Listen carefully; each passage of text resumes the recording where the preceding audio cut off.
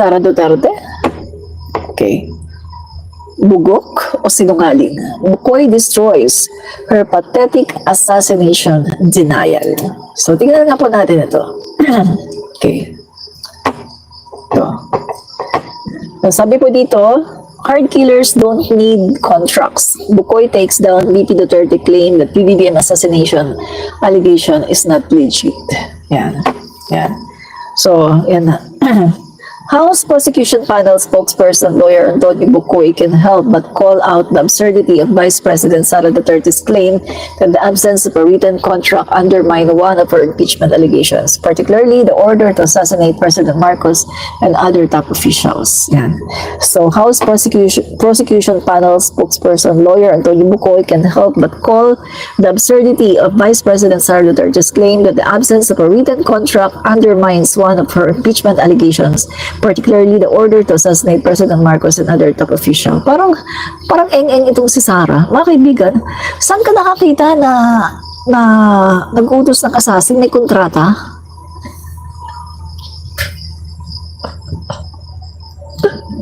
Saan ka nakakita, mga kaibigan?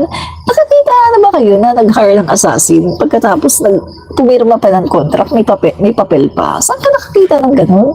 Hindi ba itinatago nga yung mga ganun na kailangan sa ano lang yan, sa verbal lang yan, kasi hindi nga pwedeng may ebidensya. Pati nga yung mga pera na binabayad ano pa pinapadaan-daan pa yan sa kung kani-kanino Hindi direct siya sa sa principal to the assassin, di ba? So, ano yung sinasabi ni Sara Duterte? Bugok talaga, mga kaibigan. Lawyer ba yan? Lawyer ba yan si Sara? Bakit may pagkabugok? Ay, nako talaga. So, alam niyo ho, yung pagkontrata ng mamamatay tao, hindi ho naman sinusulat yan O, di ba? Tama yung sabi ni Bukoy. Hindi ho, di ba? Hindi naman sinusulat yan. I agree. To kill, etc. Walang ganun kasi illegal Bukoy sarcastically said during a press conference Friday, June 28. You know, contracting an assassin does not mean any paperwork. Kasi mga kaibigan, yung sinasabi po ni VP Sara Duterte ay paano daw mapapatunayan doon sa impeachment, sa binibintang sa kanya, wala naman daw kontrata. My God, anong nangyari sa iyo, VP Sara Duterte? Anong nangyari sa iyo? Lawyer ka ba? Parang hindi ka nag-iisip. Diba? My God, anong klaseng tao yan? Anong klaseng vice president? Sabi niya, lawyer siya. Parang hindi siya nag-iisip.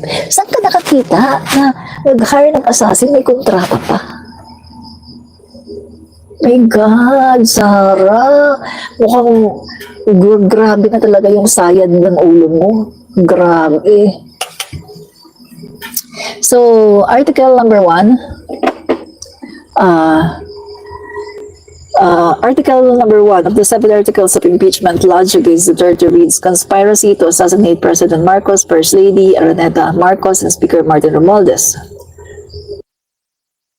In Duterte's answer, Cotilam, to the impeachment complaint, the Vice President said that there was no written contract to support the claim that she plotted to kill 3 officials. My God!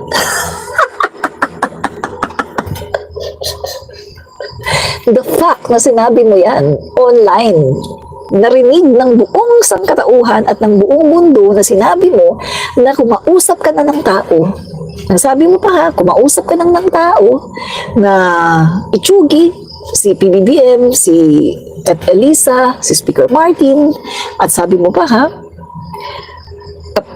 no joke. Pagkatapos ngayon sasabihin mo walang kontrata. My God! Nag-iisip ka ba, VP Sara Duterte? Bakit napakabugok mo naman yata? Lawyer ka pero napakabugok mo, VP Sara Duterte. Ano na nangyari sa'yo? Grabe. Months ago, Duterte grabbed headlines when she said in a record interview that hired an assassin to kill President Marcos and others. She even underscored that it was no joke. Correct. Duterte later insisted the remarks were made in jest, but repeated them in another media appearance. Biro lang daw yun. Biro ba yun na nanlilisik yung mga mata niya habang sinasabi niya pagkatapos namumulaklak sa kakamura? Sasabihin niya biro. Pagkatapos nung tinanong pa siya, nung kinabukasan niya, yung inulit niya Inulit pa niya yung kanyang sinabi. Grabe mga kaibigan, no? Sinungaling ang bugok na Vice Presidente. Siya na rin ang nagsabi, kumontrata ako ng assassin na ng mamamatay tao. Hindi naman sa amin nanggaling yan sa kanya. Inulit pa niya, hindi ho ba? Another interview, inulit niya, Bukoy underscored. She herself said it, I heard an assassin, killer, and it didn't come from us. It came from her. Diba? Kaya mga kaibigan, no, wala pong lusot dito, no, si Pipi Sara Duterte. Hindi po niya yan malulusutan. Dahil sinabi naman po niya talaga yan, no? Ay, nako. Si Sara, parang tatay niya. Napanood ng buong Pilipinas na mismong si Sara ang nagsalita na may kinausap daw siyang assassin para patayin sina PBBM, Elisa at Speaker. Tumpak, di ba? So, 7 months ago, proud pa siya at hindi niya pinagsisisihan ang kill remark niya. Correct, di ba? Sinabi niya yan eh. Hindi daw niya pinagsisihan yung kill remark niya. At inulit pa niya. Pagkatapos ngayon, sasabihin niya, ay wala namang kontrata. Oh, grabe, no? Pero last February, nag-umpisa na ang pag-deny niya at iniiwasan ang kahit anong tanong tungkol dito. Di ba? Narinig niyo yung tinanong siya, sabi niya, wala naman ako sinasabing assassin. Hindi ko naman sila, hindi ako nagbabanta na, na may papatayin. Di ba? Nag-deny na siya eh. Grabe mga kaibigan ng sinungaling. Sinungaling talagang gaga. Manang-mana sa tatay niya sinungaling. Grabe. Tingnan natin to. Yan.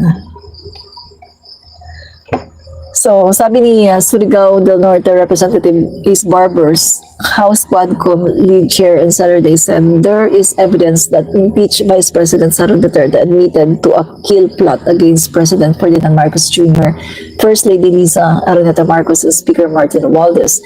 This came after Duterte on Friday denied threatening the life of Marcos Jr., which is the first article in the impeachment complaint signed by over 215 House members and sent to the Senate for trial. So, mga kaibigan, no, merong, kumbaga, hindi niya yan may pagkakaila kasi merong mga videos, no? Sabi niya, may kinausap na ako na tao. Sinabi ko sa kanya na kapag pinatay ako, patayin mo si BBM, si Lisa Araneta at si Martin Romualdez. No joke, nagbilin na ako, she said. And sabi niya, nagbili na daw siya pag napatay ako. Sabi ko, huwag ka tumigil hanggang hindi mo mapatay sila. And then he said, yes. Diba? So mga kaibigan, eto, kahit sabihin pa niya, a plan without a flesh, hindi totoo yun, mga kaibigan. Kasi the fact na kumausap na siya ng tao, nangontrata na siya ng tao, yan ay isa ng krimen. Krimen yan. Biruin mo, Vice Presidente ka, may kilala kang killer, may kilala ka talagang assassin, nangungontrata ka para magpatsugi ng tao. Vice Presidente ka ha, pero ganyan ka? My God, how much more ang mga common tao? Ano na lang ang mangyayari sa mga common tao? Grabe. So, may mabigat na kaso at kaparusahan ang remarks ni Sara Duterte, conspiracy to commit murder, inciting to rebellion and brave threats. Yan. Correct, no? Mga kaibigan. So ngayon, medyo nare-realize na niya na mabigat yung kanyang kaso, kaya dinideny na niya, no? Huwag natin kalimutan na noong panahon ni Rodrigo Duterte, inaresto ang isang teacher dahil sa pagbabanta kay Pangulong Duterte. Correct.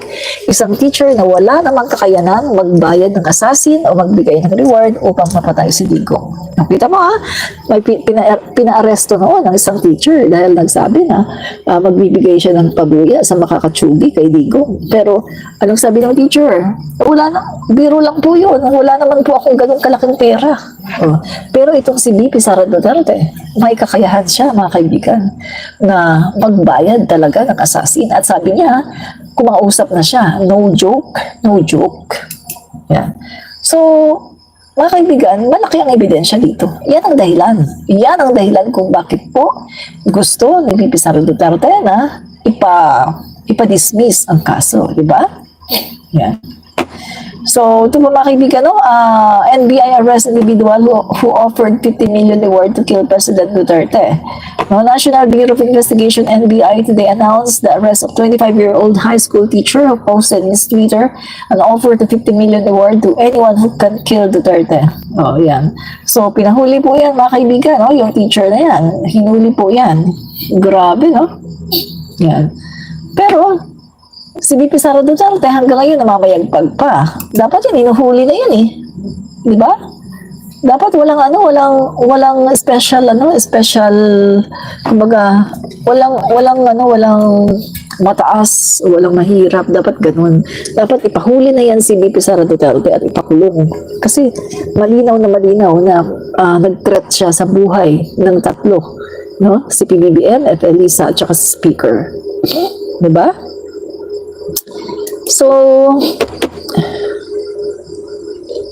So yan po mga kaibigan yan po mga kaibigan ang isang malinaw pa sa sikat ng araw mga kaibigan, no?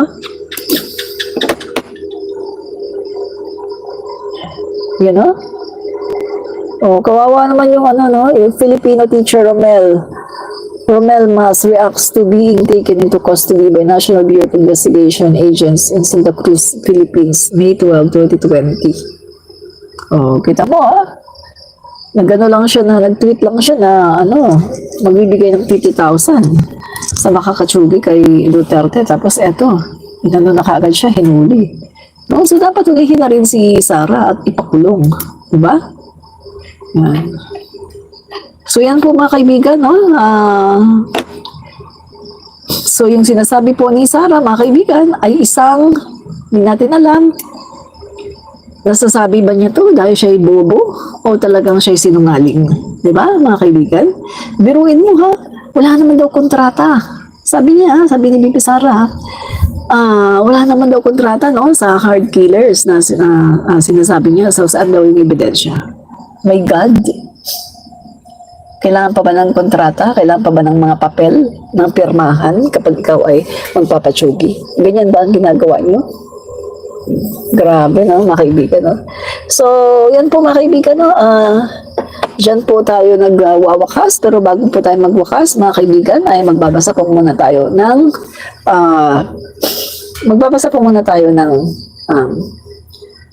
comment.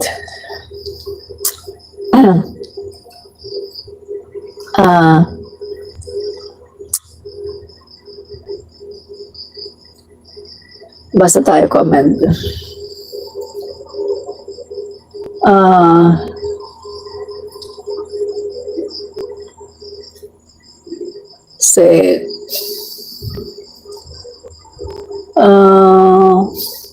Yung may sense na comment.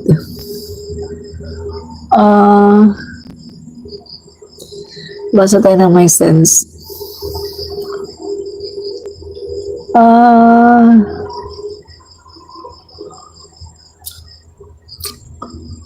May sense na comment.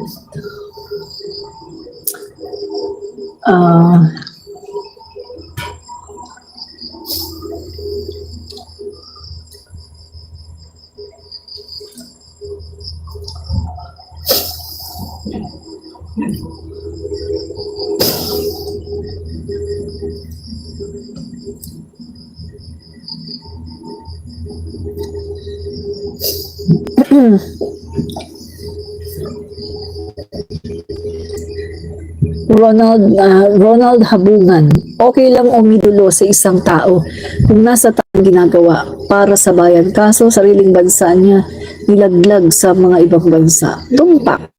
Correct po kayo dyan, no? Nilaglag ni VP Sara Duterte at sinisiraan ang ating bansang Pilipinas. At naangat po niya ang China. Ito po sa sinabi niya, piruin niyo kanya pong binatikos ang San Juanico Bridge.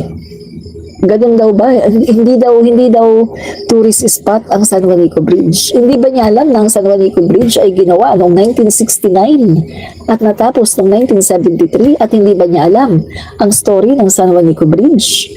ang San Juanico Bridge ay isang love bridge na tinatawag na ito ay iniregalo, no? Isang regalo ni Apu Lakay kay FL Imelda Romualdez Marcos para pagdugtungin ang dalawang probinsya, ang Leyte at ang Samar. Dahil during that time, hirap na hirap ang mga taga Leyte at mga taga Samar para